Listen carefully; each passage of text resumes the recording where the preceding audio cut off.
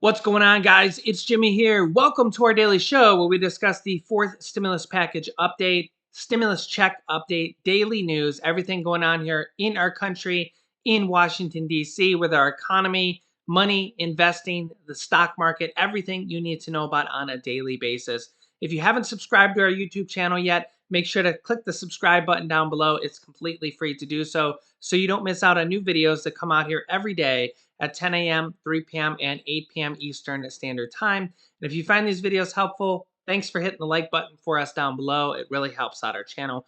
We got a lot to talk about here. The House of Representatives and the Senate are back in session today, and they got a lot to talk about. They got a lot to accomplish here now in the new year. Welcome to 2022. We made it.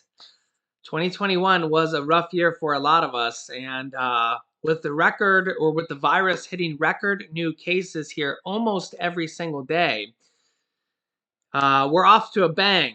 We're off to a bang, and yeah, cue your little what do they call these things here? These little kazoo like things that you use on New Year's Eve, and yeah, it kind of feels like 2022 will get off to a bang here. So, but yeah, Senator Joe Manchin is back to negotiating with the Democrats over the Build Back Better package. And they're discussing new stimulus items as well, kind of in addition to that, for virus stimulus relief measures as well, because of how bad the virus is, how bad the Omicron variant is, because it's really bad right now. So we have several different options here going forward for stimulus, for the child tax credits as well, which expired in December. December 15th was the last payment. And there's 60 some million children wondering, and their families, when is the next payment going to be? The next payment was supposed to be on January 15th, and it's not going to happen. It's not going to happen. December 15th was the last payment, and now 60 some million children are not going to receive it on January 15th. And, well, Congress needs to pass it to continue the payments on. And Joe Manchin has a lot to say about that. Here's the latest on this. Yeah, so Congress is back in session already, and Joe Manchin is already negotiating with the Democrats and even with the Republicans here, as there's a lot going on here over the Build Back Better package and another stimulus package as well. There's talks on that as well because of how bad the virus is. And Joe Manchin is somewhat back to his old games with new demands here. Joe Manchin will consider, you can see this headline here, Joe Manchin will consider supporting Biden's agenda if the monthly child tax credits get an income limit or are removed altogether. Wow.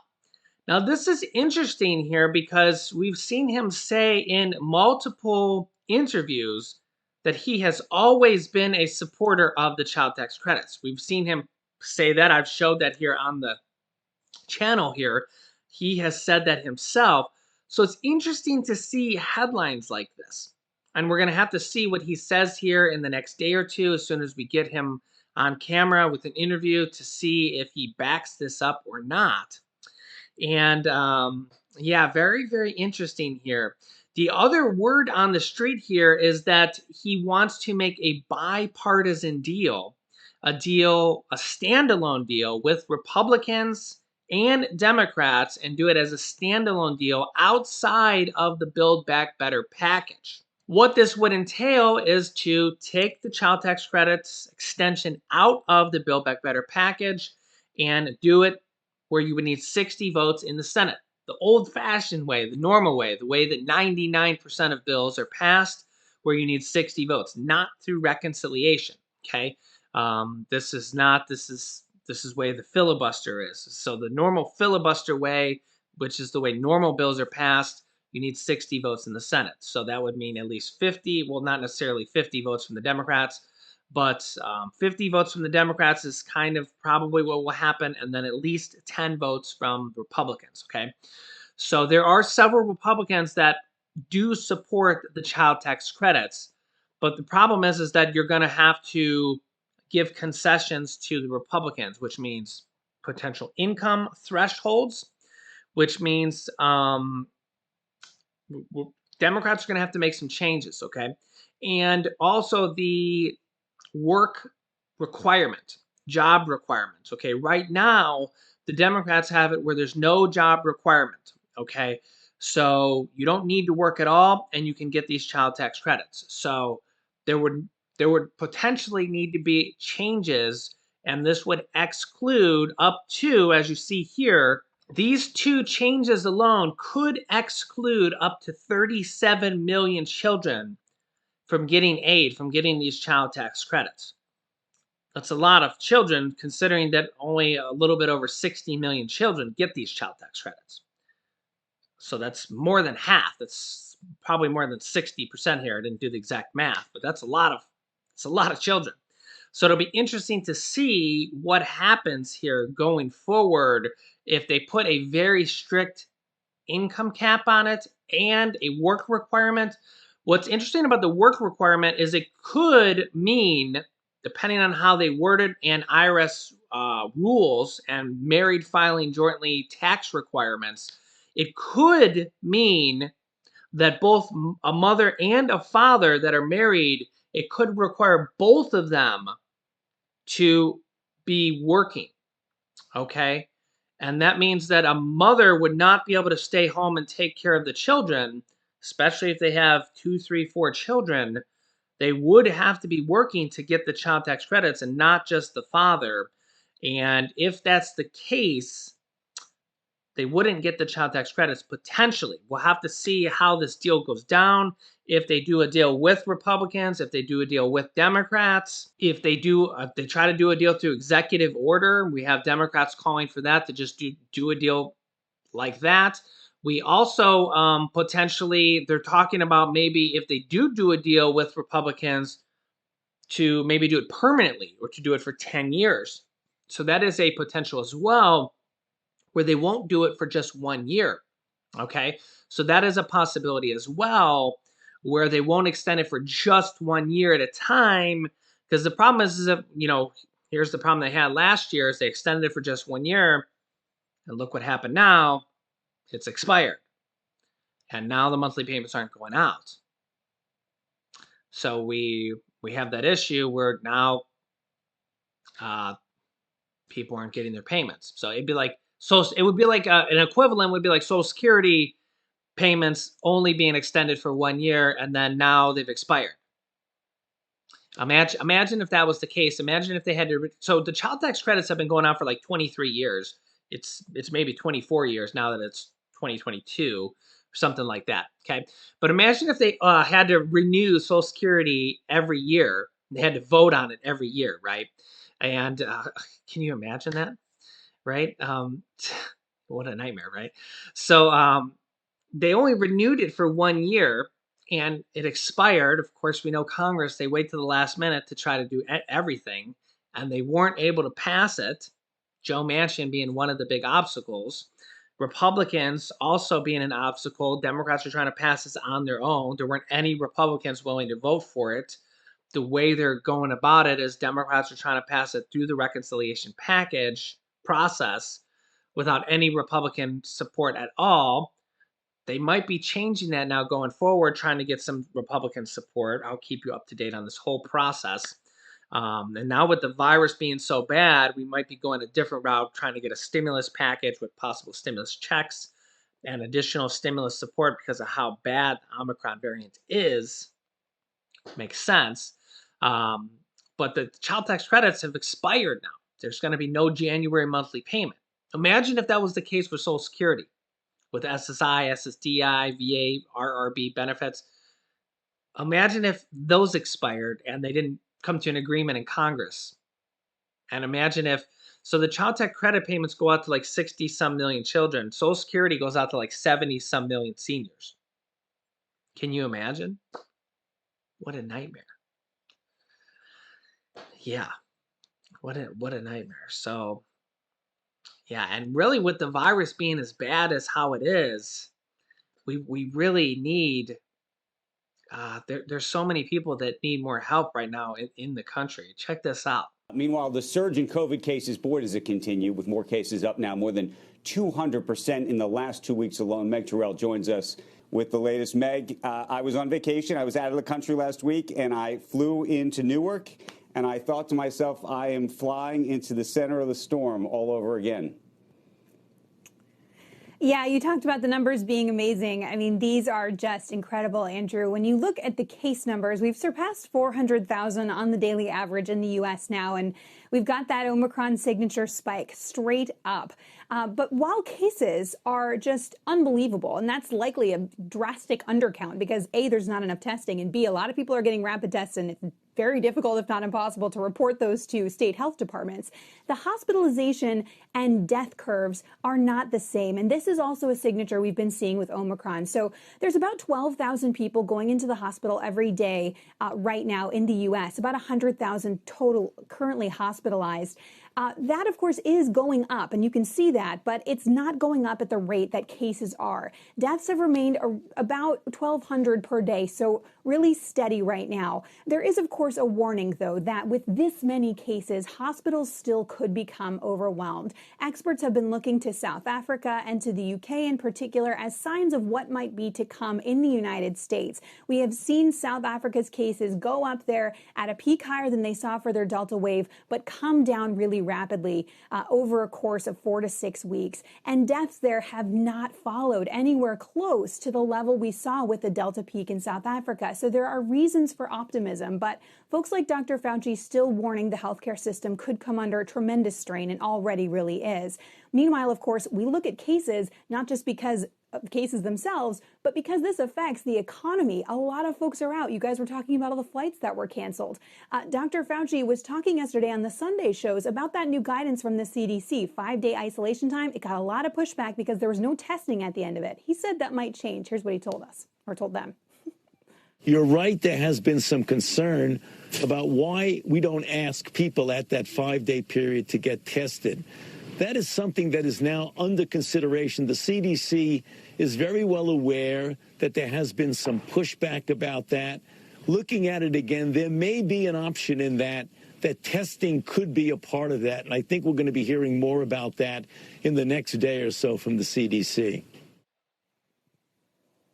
He said the same thing on CNN. So we could be hearing about a change potentially to this 5-day guidance, which would affect a lot of folks, guys. So we'll be listening really closely to hear about that. Right. Back over to you. Yeah, so because of how bad the virus is, we have millions of people calling upon Congress to pass a fourth stimulus check for adults, to pass the child tax credits for children, to pass a Social Security increase for seniors. We have multiple different things being called upon Congress now that they're back in session here after the New Year's break and the Christmas break. There's a lot going on here. The virus is really, really bad. It's at an all-time high here in cases. And I mean, it only makes sense here. There's a lot of people struggling here in this K-shaped recovery. And Congress has a lot to do here. And a lot of people's lives depend on this, including with how bad the virus is and the economy and inflation. There's a lot to do. Another thing they're working on here is voter rights reform, and they're considering reforming or getting rid of the filibuster, which is the 60-vote rule in the Senate for this. Okay, they're considering getting rid of the filibuster in the Senate for this. The president himself, President Biden, and Senate Majority Leader have said they want to get rid of the filibuster for voting rights. Check this out. Are you prepared to support fundamental changes in the Senate rules to get this done? Yes. What does that mean? That means whatever it takes. Change the Senate rules to accommodate major pieces of legislation without requiring 60 votes. So you support a carve-out of the filibuster for voting rights? The only thing standing between getting voting rights legislation passed and not getting passed is the filibuster. I support making an exception on voting rights for the filibuster. Congressman Espaillat, sometimes it feels like the House and Senate are doing this big group project where you guys are doing all the work and the Senate just sort of sits there at the end of class and tries to take the grade. When you see the president saying, look, I'm in favor of changing this legislation, I'm in favor of potential carve-outs, I'm in favor of whatever is necessary, what do you think the president is going to do differently in January of 2022 than he did last year when it comes to moving the Senate on this legislation? Well, this is crunch time. This is it. And these shenanigans that are happening all over the country in different states, these voter suppressions legislation that are being enacted by state legislatures across the country are just put on steroid when you throw in there redistricting. The John Lewis Voting Rights and Advancement Act addresses the issue of plea clearance, which was derailed during the Shelby case. So Texas and other states have mutilated lines, congressional lines, and they will be in place potentially for a decade. So this is critical that we look into whether or not these states are engaging in packing and cracking, packing meaning that they'll pack all voters of a similar class to avoid them from having more than one representation, or cracking, which means they split them in half so no one gets a representative.